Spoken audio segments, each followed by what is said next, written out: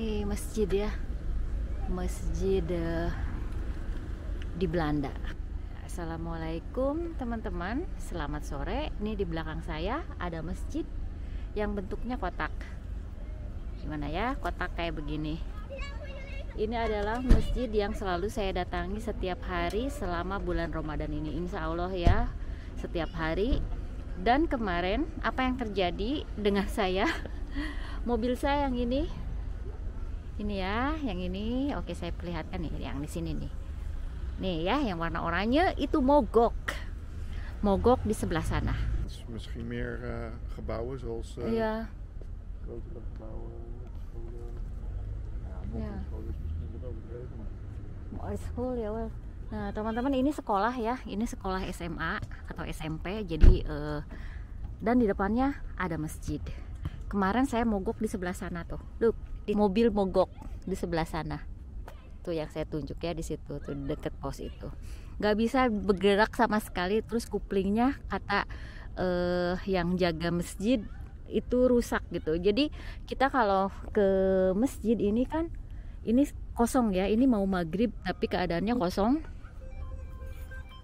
Tapi sebetulnya kalau misalkan nanti mau isya jam 8, jadi sudah setengah 8 itu penuh. Kita tidak bisa jalan dari arah sana tuh, jadi nggak bisa jalan ya. Jadi kita sekarang lagi nunggu ANWB. ANWB itu adalah tukang derek ya. Sekarang saya duduk dulu di mobil ya, sementara lu nunggu di ujung jalan sana, nunggu mobil ANWB.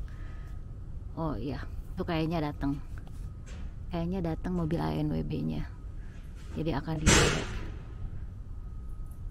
Ini masjid di Belanda ya. Ini kan saya di depan masjid ya. Ini suara azannya tidak keluar gitu. Jadi hanya ada di dalam aja. Dan sebentar lagi akan maghrib. Saya harus melihat jam berapa, karena bentar lagi maghrib dan harus buka puasa. Mana ya? Oh ini. Tuh. Kayaknya datang mobilnya. Tuh Wegenvach.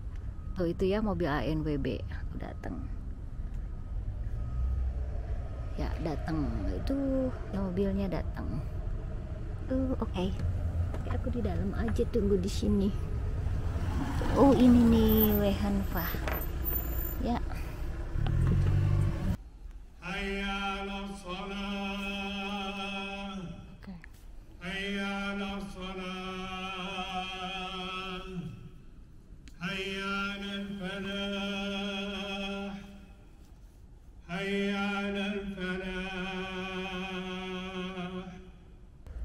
Assalamualaikum, selamat pagi.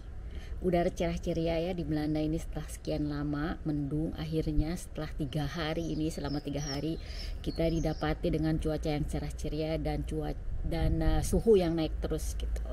Dari 3 derajat ke sekarang ini hari 15 derajat. Sungguh istimewa, dan saya bisa di luar hanya pakai t-shirt yang tidak terlalu tebal. Ini bahagia sekali. Tapi saya mau cerita tentang 2 hari yang lalu kejadian dengan mobil saya saat saya sholat taraweh di Belanda ya. Mogok teman-teman. Jadi kan selama bulan puasa ini saya berusaha untuk tiap hari pergi ke masjid. Jarak dari rumah ke masjid itu 3 kilo, dan saya pakai mobil ya sendiri gitu ya. Di Belanda itu ada beberapa masjid yang dikenal oleh masyarakat Belanda, diantaranya Masjid Turki dan Masjid Maroko. Masjid Indonesia ada, yaitu di Den Haag, namanya Masjid Al-Hikmah. Tapi kalau saya pergi ke Al-Hikmah itu sekitar 20 kilo ya, beda kota tapi tidak terlalu jauh. Itu kalau 20 kilo itu normal, tidak terlalu jauh. Nah, ini ada yang dekat rumah hanya 3 kilometer aja, dan saya sudah sejak tahun kemarin baru tahu ya ada sholat taraweh di sana, dan ikut hampir tiap malam. Dan kali ini juga saya sudah berjanji pada diri sendiri kalau bisa saya tiap hari ke masjid sana. Karena sekarang makin banyak ya penduduk yang sholat ya, itu kan karena jaraknya jauh-jauh.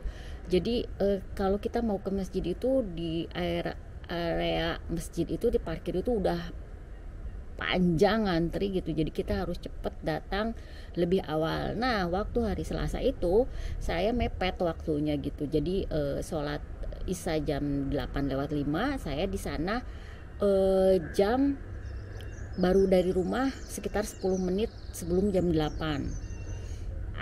Akhirnya macet sampai 15 menit nggak bisa masuk. Dan apa yang terjadi, ternyata mobil saya mogoknya itu pas di tempat parkir, pas dikasih tempat sama tukang parkirnya pas di depan banget masjid. Karena udah spesial ya, biasanya kalau misalkan perempuan sendiri nyetir, si tukang parkirnya kan ini bukan tukang parkir ya, tapi vrijwilliger itu sukarelawan yang mengatur arus lalu lintas parkir gitu. Nah kalau misalkan ngelihat saya cewek sendiri suka terus dipepetin, suruh deket dikasih tempat parkir deket masjid, karena mobil saya kebetulan kecil dan saya bisa di depan masjid sekali. Terus biasanya kan parkirnya empet-empetan gitu, jadi kuncinya dikasihin ke si sukarelawan tersebut ya. Jadi kalau misalkan ada yang keluar, mobil saya bisa dimundurkan gitu, diparkirkan kembali oleh para sukarelawan tersebut. Nah begitu masuk ya di sini Bu katanya, di sini Bu, saya masuk ke tempat parkir mau ngelempengin dia after out atau mau mundur sebentar, itu couplingnya langsung los, nggak bisa bergerak sama sekali, los kasusnya. Terus kata si tukang parkirnya relax katanya, kan kayak aku nggak bisa gitu. Terus aku buka kaca jendela terus bilang kayaknya mobil saya ini rusak. Oh katanya, boleh saya lihat? Terus begitu lihat, oh iya Bu, ini couplingnya los katanya, ini harus panggil ANWB. Si tukang parkirnya bilang ini harus ditelepon. Terus aduh saya jadi gimana, udah aja Ibu sholat aja dulu, nanti setelah sholat bisa ditelepon, kan itu 24 jam si ANWB. Oke, saya sholat, terus saya telepon suami saya minta dijemput. Begini, esok harinya hari Rabu saya kerja dan saya pakai mobil Luk ya, pakai mobil suami saya ke tempat kerja. Pulang kerja jam 5 baru Luk memutuskan untuk panggil ANWB karena baru jam 5 jadi lewat email, ini mobil mogok di daerah sini, tolong dipanggil, kabari kalau misalkan ada montirnya ke sana, karena kita juga tidak ada di tempat di sana ya, kita kan dari rumah. Langsung itu lewat email. SMS masuk, ini akan datang diperkirakan dari jam 5 sampai jam 8 malam. Tapi lu sudah wanti-wanti jangan lebih dari jam 7 malam datangnya. Kalau misalkan lebih dari jam 7 lebih baik cancel aja, karena nanti kan ada banyak jamaah yang akan sholat taraweh dan itu macet gitu, jadi si ANWB-nya akan kesulitan masuk ke daerah tersebut. Jadi kita menjelaskan seperti itu. Begitu jam 6 masuk email lewat telepon ya, lewat WhatsApp, lewat SMS, bukan WhatsApp, lewat SMS. Ini montir datang 20 menit lagi gitu. Jadi kita saat itu juga langsung ke TKP dan menunggu si montir tersebut. Cuma sebentar dilihat aja dia sambil siul-siul, si kupling yang los itu langsung selesai dan saya sempat sholat maghrib dulu karena itu kan jam 8.20 dia datangnya, sedangkan maghrib jam 18.30. Jadi jam 18.30 atau setengah 7 malam saya sholat dulu di sana, buka puasa dulu, langsung ke bengkel karena montir tersebut bilang ini mobil harus dibawa ke bengkel, tidak usah di daerah, kamu bisa mengendarainya. Karena saya takut Luk yang nyupir mobil yang saya dan saya pakai mobilnya punya Luk, jadi kita ke garasi. Tapi garasinya atau garasi itu bengkelnya udah tutup, kita cuman parkirin aja di tempat garasi dan mobilnya kuncinya di dalam mobil gitu. Jadi cuma disimpan di atap udah biasa gitu ya. Kalau misalkan kita simpan mobil tapi nggak ada orang bengkelnya, si kunci mobilnya tidak ngegantung di stop kontak, tapi dicentelin ini coba kelihatan di kaca ini bener-bener ya udah nggak dikunci. Terus kan bisa aja ya dicuri gitu, itu lagi di halaman bengkel, nggak di dalam bengkel ya, di halamannya. Cuman disimpan aja, terus nyampe rumah Ruk kasih email bahwa mobil kami disimpan di situ, tolong dicek, tapi sebelum mengadakan eksekusi diberitahu apa masalahnya dan budgetnya berapa gitu. Kenapa minta dikatakan sebelumnya? Karena kita tidak mau mengeluarkan budget yang banyak untuk mobil Kia saya, karena itu kan udah tua ya, itu kelahiran 2007 gitu, jadi hampir 18 tahun ya mobil itu keluar dari pabrik gitu, jadi udah saatnya harus ganti yang baru mobil tersebut gitu ya, udah tidak bahaya gitu kalau misalkan gunakan, tapi masih layak karena kita setiap tahun ada yang namanya APK itu dari pemerintahan bahwa mobil itu harus uji layak gitu ya. Kalau di Indonesia namanya KIR ya kalau nggak salah, saya lupa lagi.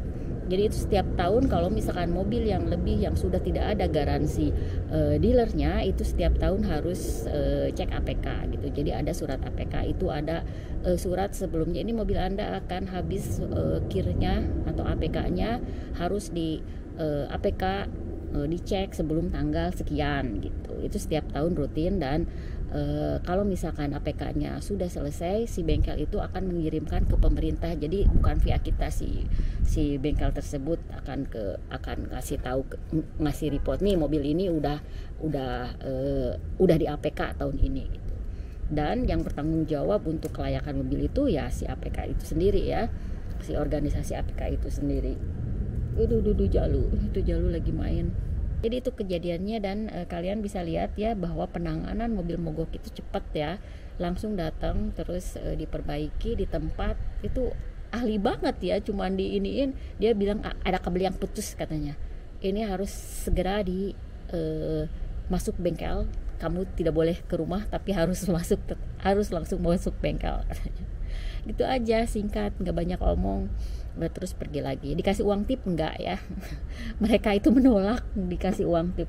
Dan oh ya lucunya ya mengenai masjid itu semuanya baik gitu ya, yang ngebantuin saya udah nggak apa-apa gitu ya, pokoknya jangan khawatir lah, itu biasa gitu mogok gitu, karena kan itu dia ngedorong sampai ke jadi didorong gitu biar parkirnya bener gitu kan, asalnya nyengsel jadi dibenerin, jadi didorong si mobilnya. Terus ini akan terjadi katanya peh itu sial gitu, lagi sial katanya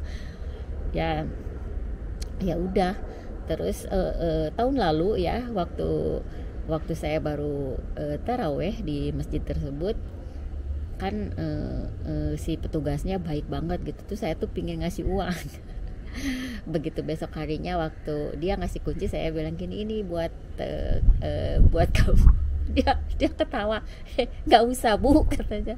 Aku kayak malu juga gitu ya, kayak mungkin kalau di Indonesia kan kayak tukang parkir kan, padahal kan bukan, cuman kan saya pingin ngasih gitu, mau harus ngasih apa gitu, jadi ngasih uang. Ternyata dia menolak gitu, dan akhirnya uang itu masuk ke kotak amal. Tapi di sini nggak ada kotak amal ya, di Belanda itu dia kalau misalkan mengadakan dana itu pas ada event-event tertentu, misalkan hari Minggu gitu, tiba-tiba ada orang yang ceramah, kami dari masjid ini butuh bantuan untuk Palestina misalnya, terus langsung ada orang yang mengirimkan berkeliling pakai kotak ya, pakai tempat gitulah, uang disimpan di situ, atau pakai pin.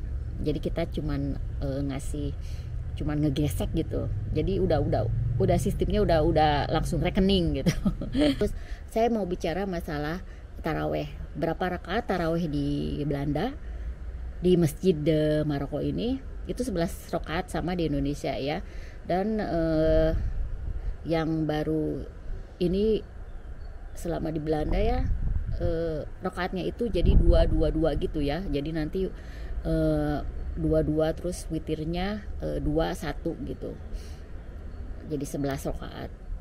Bacaannya panjang-panjang. 11 rakaat itu yaitu isinya 1 juz gitu. Jadi nanti ke 30 hari itu 30 juz. Jadi mungkin tujuannya begitu ya, tapi walau alam saya nggak tahu, cuman ya panjang gitu. Panjang tapi nggak ada ceramah, jadi kita datang sholat isya terus langsung berdiri sholat taraweh tanpa ada omongan apa-apa gitu. Anak-anak taraweh itu lancar ya karena waktunya sebentar, tidak begitu lama dari tahun sebelumnya, hanya 13 jam, hampir sama dengan di Indonesia. Jadi waktu hari pertama itu imsak itu jam setengah 6 pagi dan maghrib jam 6.20, 6 sore 20, kan sebentar ya, sekitar 13 jam. Jadi anak-anak mudah lah gitu untuk puasa di tahun ini insya Allah.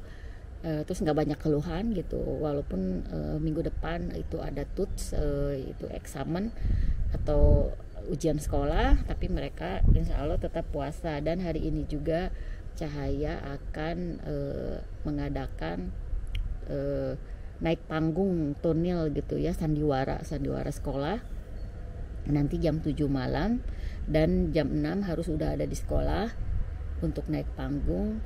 Kata dia, saya punya waktu 25 menit makan tapi tentu aja ya sebentar. Jadi katanya di sela-sela nanti ganti baju dia mau buka puasa gitu kan. Jam 6 harus udah didandanin atau gimana saya nggak tahu ya. Terus di sela-sela itu dia mau buka puasa sendiri. Kemarin juga dia bilang katanya kan latihan dia sampai jam 9 malam, dari pulang sekolah jam 5. Terus dia sudah bilang sama gurunya bahwa saya nanti setengah 7 malam saya harus buka puasa, apakah diizinkan? Katanya dia minta izin. Jadi hanya dia boleh sendiri, dikasih waktu 15 menit buka puasa. Dan setelah itu latihan lagi katanya. Jadi dia sendiri makan. Udah pesen pizza ke sekolah. Udah sibuk ke siang, terus minta diantarnya katanya jam 6.30 harus udah ada di Bali. Di Bali itu di resepsionis. Saya tunggu di resepsionis. Aduh lucu amat ya itu anak ya, pesan makanan ke sekolah. Ada aja di Belanda. Oke teman-teman, demikian penjelasan saya tentang kejadian mobil mogok dan taraweh di Belanda.